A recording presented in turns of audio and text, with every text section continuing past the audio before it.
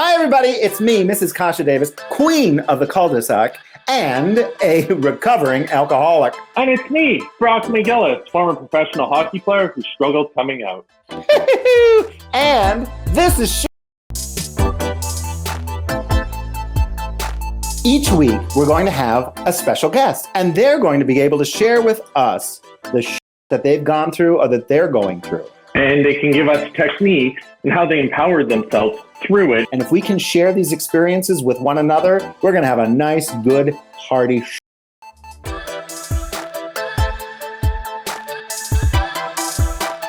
What is today's topic?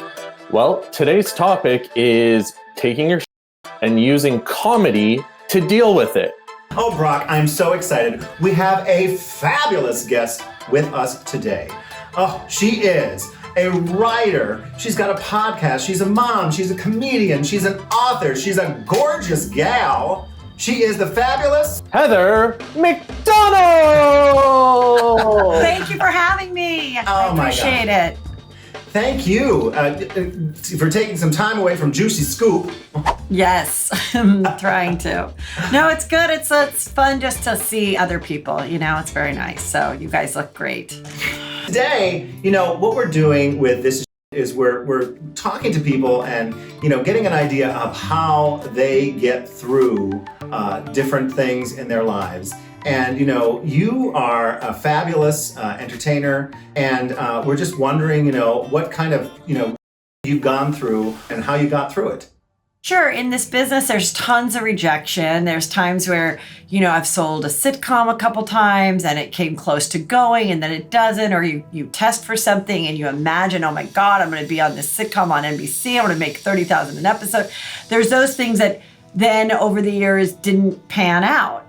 And then you're kind of like, then you also have those moments in your career like, well, is this the best it's going to get?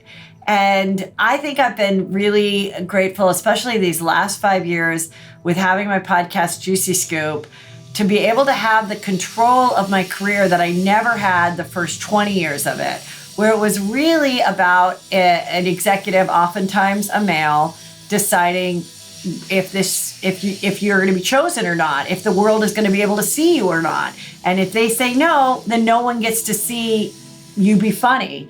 And that's what I love the way there's so many mediums and there's so many ways for people to shine and make money now that does not involve a network exec saying yes or no. You seem to use personal experiences a lot in your comedy, whether it's, stuff at home and whatnot. How does your family take it or deal with you using stories with them in your, humor? Well, early on in my stand-up, I was actually accused by a male comedian of stealing a joke that was about Star 69. Once I got accused of stealing this joke, which I did not, I then said, well, I'm going to talk about my life because nobody has my life. And nobody has anybody's life. And that's what I tell other comedians when they're new, to really pursue their authentic story, whatever that might be. Even though sometimes the more general jokes can get the larger laugh because they're so relatable, a personal story no one can take from you. And the more successful you get, the more they'll enjoy it because they'll know so many things about you. So when I do talk about my husband, Peter, or my sons, Drake or Brandon, now people come to the shows and they're like, oh my God, I love that Drake did this or Brandon did this. And as far as they got older and I started to, use them in my act, I just was really honest about it. I was like, look, if we were farmers, you would have to get up at 5 a.m. and milk the cows and pick the corn, but you're not. Your mom's a comedian, so I'm going to use you. I'm going to sometimes put you in a video. And your life's going to be pretty great because of it. I wish you were girls. I wish I could whore you out like Kris Jenner and possibly get a lip kit. But at this point, they showed straight tendencies very young, and I had to accept the fact that I had not one but two straight sons. Oh no! And it's not any dream that I had. I seriously did it. I mean, I was like, and that's why I'm so mad I didn't have three. And so I just have to make the best of what God gave me and accept them the way they are. That's what a Christian does. So and so they accepted it now. And I remember just one time, like, I was so annoyed or mad at the kids or my husband or something. And my stepdaughter said, oh, she'll figure out a way to put this in her act and she'll be fine in a couple days. And I was like, oh my God, like, she's so perceptive and she's so right. And I never had really realized it was really truly a pattern of it. And kind of by doing that, I realized, okay, nothing is too bad and everything can be like shared. And I mean, that's what comedy is. It's tragedy plus time, right? Equals comedy. But it's just one joke that I now just address that it bombs every time.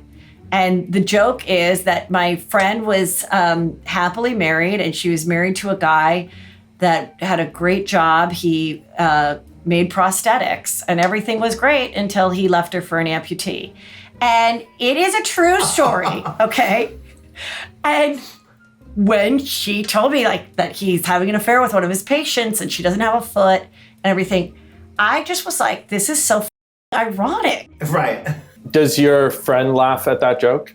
Yes, I mean, I told her, I asked her, I said, do you care? And she goes, I don't care, tell it. And I kind of put the joke in the pretext of just when you think you have it the worst, then you meet somebody else. And I also say that too, a great way to, the secret to a good marriage is to hang out with a couple that's worse off than you. Because then you go to that horrible tension dinner and then you get in the car with your spouse and you're like, oh my God, at least we're not them. And then you're just high-fiving each other. You're feeling great about yourself. We have couple goals, we're killing it. And so it's all kind of came from that whole thing of look at other people and then maybe you'll feel a little better about yourself. Yeah. And it's also, for her, it's probably therapeutic to finally get to laugh at it. Yes. Yeah. I know, I have a situation where my ex-partner, one year on New Year's, he got a little too drunk and we had to leave the bar, and we brought some friends back to the condo. And before I knew it, I found him in bed with one of my friends. And initially, we were together for 4 years. Yeah, but at first it was very traumatic. But after a while, it became funny amongst my friend group, and they make light of it, and I think it helps them feel better also, like you said, about their relationships. But for me, I can laugh at it now, and it doesn't matter, and I'm happy and everything else, but at the time, it sucked. Well, I joke about my alcoholism on stage all the time. I say that I was drinking so much I realized I was allergic to alcohol because every time I drank, I broke out in handcuffs, which, is the truth. So she's a suburban criminal. But, it's something that people can relate to. Don't drink and drive, kids. That is funny. Yeah, so. No one has your story. And so, the unique things about your experiences is what people want to hear. Because, if they haven't heard it before, it's only happened to you, So by really exploring what makes you unique and truly being authentic is, I think, the best way to make something funny out of something. I think a lot of kids and adults at this point, really every one of us, is dealing with the switch to more technology for entertainment, for social media, etc. And with that comes a lot of hate. How do you deal with some of the stuff, the repercussions you might get back from some of the things you might say or joke about on social media or on stage? I'll be honest, I am careful about what I say. I don't want to offend. I don't get off on offending. Throughout my career, there were words that you could say and then you could no longer say them. And I always was very accepting of that because I was like, I can write something else. I never understood why certain comedians were like, no, I'm holding on to this. Why can I should be able to say this. And I'm like, oh God, just shut up. Get with the times. And then there are things where you think about what you're going to post and you're like, okay, I think this is an interesting thing that I can say. And I took a minute, make sure I don't say the wrong thing or not offended. And sure enough, someone else will like find some loophole in it and criticize you. And it's like with those people, like I am good at blocking people. I do think that's important.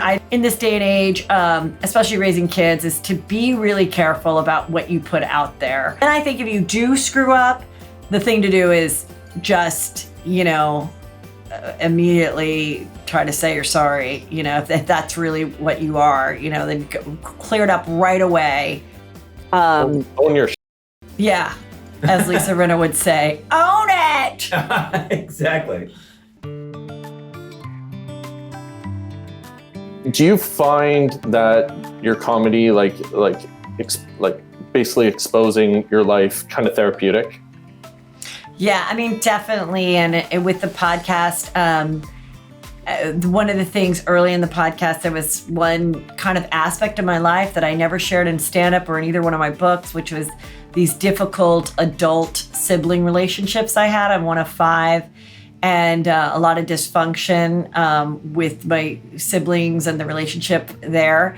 And I finally was like, I'm going to share this. And, because in every talk show or whatever, you always hear about, parent-child relationships or, a divorce, or nobody ever talked about like when your sibling as an adult is just an asshole and you want to officially cut them out.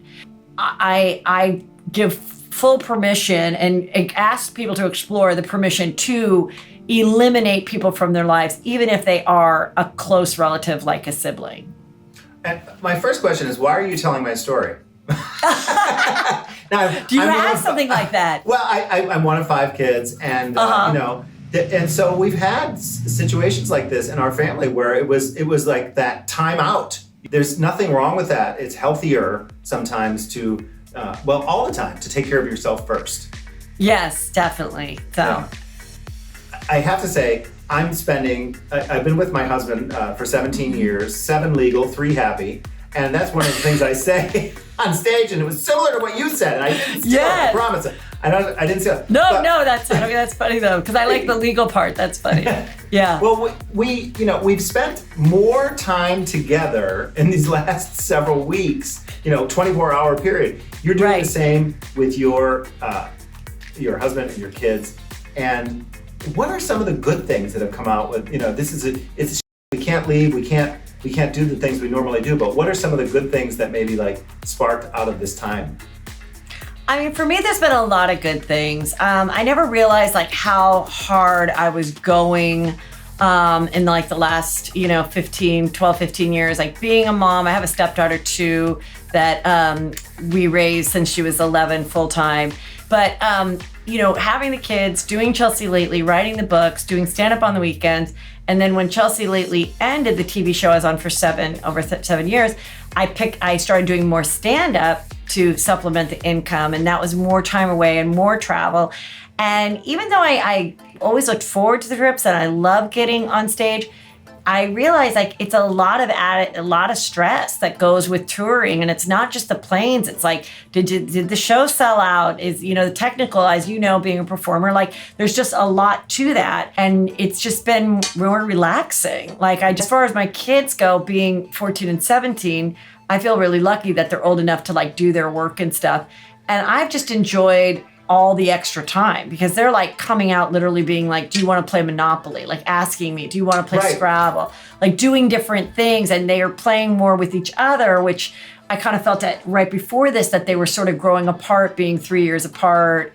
And so all of that, I that part of it, I just think is like been really great. It has been such a joy having you here. And I say, a gorgeous gal like you, I think of Lucille Ball. She was gorgeous and she was funny. And it throws people off because they expect, a comedian to look funny all the time. But you're stunning and you're fun and you're funny and you're smart. And we really appreciate having you. Oh, well, thank you. This was really fun. Thank you so much. Take care, you guys. And hopefully we'll be out of this soon.